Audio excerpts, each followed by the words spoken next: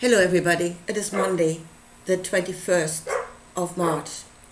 I want to talk about the light.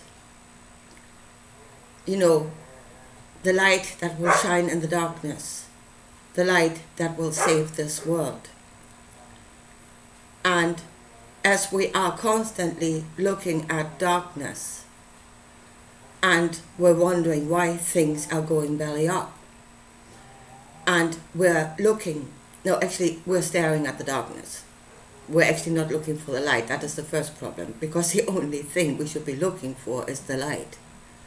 You know, you don't go deeper and deeper into an understanding of darkness to find the light. You must actually look for the light.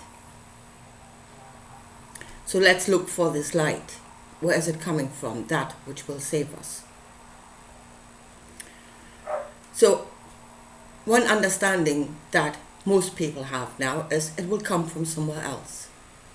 We are darkness. That's, your original sin. You are darkness. You are inherently evil, which is what is producing all the evil in this world. So the light that saves us must come from somewhere else. That's one understanding. Jesus will come to save you. He is the light. And that's wrong. You're looking for the light in the wrong place. The light that will save this world is in you. Is in every one of us. So if we're shining the light of truth onto something to see good and bad in the correct way, that light is not coming from somewhere else. That hasn't been, it has to be told to you what is good and what is bad. The light of something else's knowledge. It's coming from you. It's inside of you. The knowledge of good and bad is inside of you. So then, how is that light produced? And that is actually, the light of knowledge, the correct perspective. That's what we're lacking with. We don't have the correct perspective looking at things. We're looking at things, we're evaluating things according to this or according to that. Yeah, what's happening in the Ukraine, according to Russia, according to America, not according to us. That's the first thing. So how is the light, how is the true perspective inside of you produced? It is a duality, but it is much more than two, which seems to not make sense. That is why duality, as it's presented to us, two choices, wrong. It's stupidity, it's narrowing down what we know. But we are made out of two, and they are more than two. We have the light of our knowledge, which is our rational thought, which is thought, which is produced out of the knowledge of the five senses.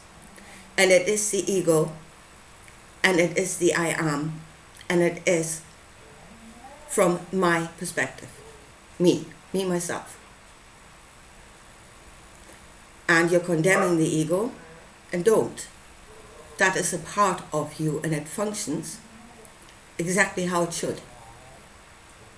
There's nothing wrong with it. It only will produce a true light if it comes together with something else. And here is where we are more than just two. And that is our emotional knowledge, our lower nature, the knowledge of our lower nature, which is empathy, the connection to everything else. And there we become more than just ourselves. So the two must come together to find a solution that is, and it has to be good for you because you need to be sustained. But it has to go in harmony with everything else, balance between yourself, between the I and all. So the light, the true light of our knowledge will always, pretty much always, lead to compromise. Because, and that is not giving away, or just giving away, but it is the correct balance. And it is according to who you are. You are a part. A part.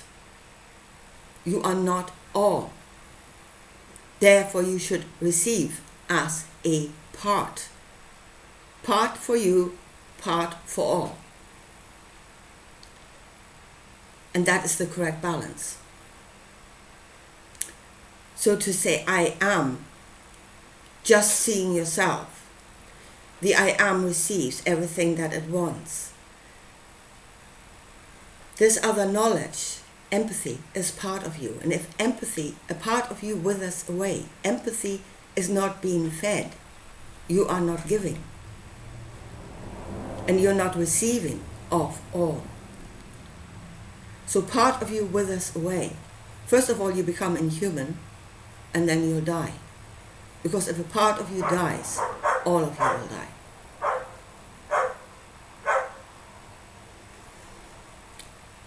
Just to bring this back to the Bible and how we are being taught not to see our own light or to judge ourselves as wrong.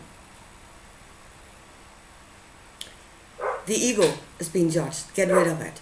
Your lower nature is being judged, get rid of it. Between the two of them, they create reason, the correct reason, they create light. Now, in the Bible, and it is the story of the Hebrews in the Sinai, when they refused to go into that land and possess it, because they were commanded of the Spirit, which was fear and the desire for a land of their own. And there's a way.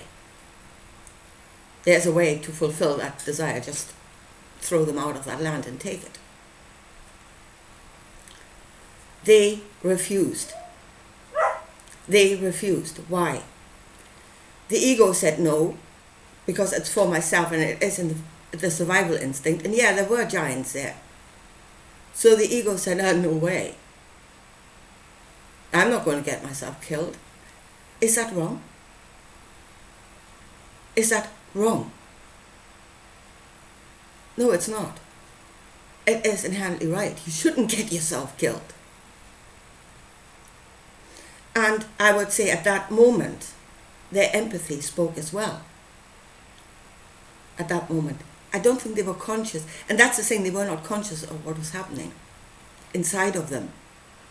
Why they refused.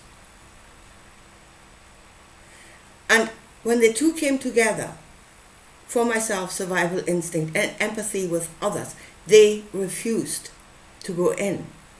And that was strength. That was the strength of their convictions, of their knowledge, that was light. They were strengthened by their own light. They weren't conscious of it. But that was strength, and that was the true strength. That they refused. They shouldn't have gone in. Good for them. Of course, we are being told they did wrong, and they didn't. They stood in the light, in their own light.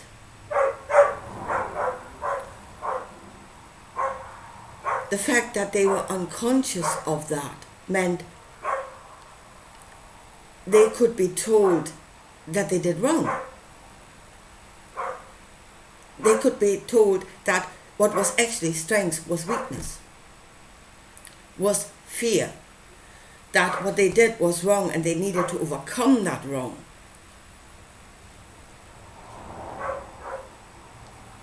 This is where we need to know our own light.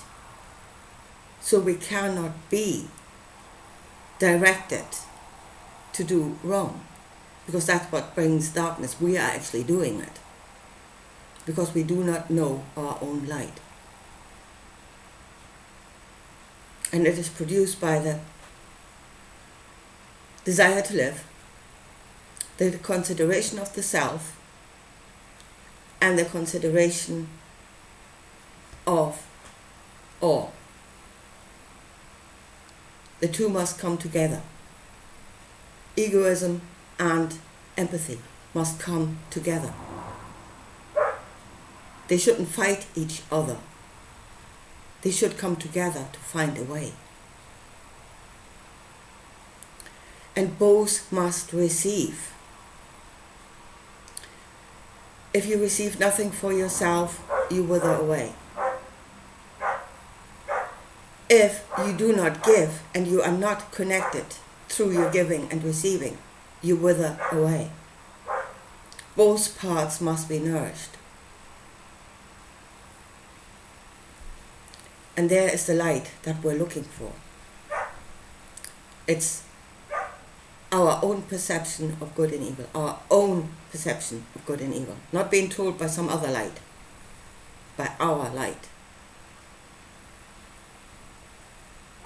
And if we are true to ourselves, as the Hebrews were, when they refused to go into that land, they were true to themselves, they just weren't conscious of it. If we're true to ourselves, we will be strong. The part will receive, we will receive, and we will be strong because we are connected to each other. And we know that compromise is not weakness, but the correct way. That is strength. That is strength. It is not my will shall be done, it's not strength. Compromise is strength, is the true light that is created inside of us. And that is the knowledge of ourselves, being true to ourselves, and getting the strength out of being ourselves. And that is the true strength. Because when we are told by something else, this is right and this is wrong, we are not strong. Because we are going against ourselves. A deep knowledge inside of us that this is not right. And that makes us weak. Strength is being ourselves.